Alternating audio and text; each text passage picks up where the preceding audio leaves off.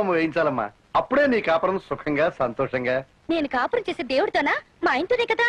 కావాలంటే మా ఇద్దరు ఫోటోలు వేసుకోండి. ఇది కరెక్ట్ అమ్మా. ఇది చూడు, శ్రీనివాస్ కళ్యాణం చాలా బాగుంటుంది. ఏ నేను కూడా నా మొగుడి మీద అలిగి వేరే అయిపోయి మంగాపురంలో కూర్చోమంటావా? మీ అలివేలు మంగమ్మలాగా. ఇది కరెక్టే. సరే, ఈ గౌరీ కళ్యాణం బాగుంది కదూ? మీకు బాగుంటుంది పార్వతి గారు. మీరు మా అమ్మ దగ్గర జూనియర్ లాయర్, ఆవి ట్రైనింగ్.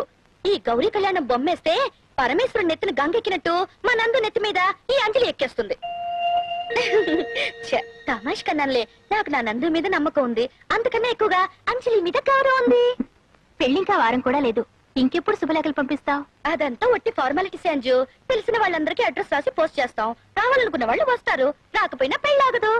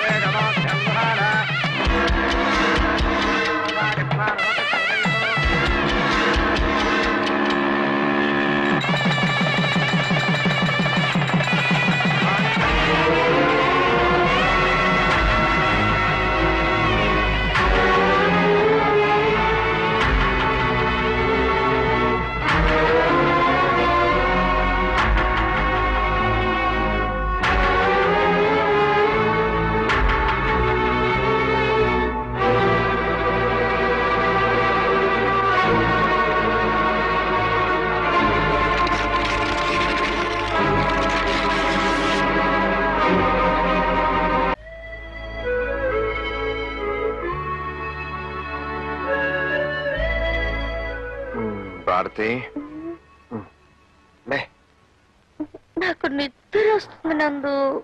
అది అయిపోయింది, ఇంకేం నిద్రాలే. రాత్రి ఎక్కడమ్మా నిద్రపోనొచ్చు? హనీమూన్కి వచ్చింది నిద్రపోవటానికా? చాలా టైర్డ్ గా ఉంది నందు.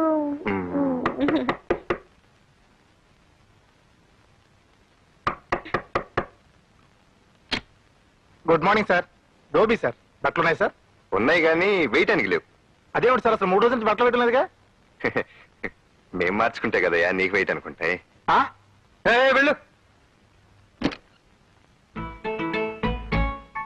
భారతి, ఆకలిగా ఉందా? చాలా ఆకలిగా ఉంది. ఏం తింటావు?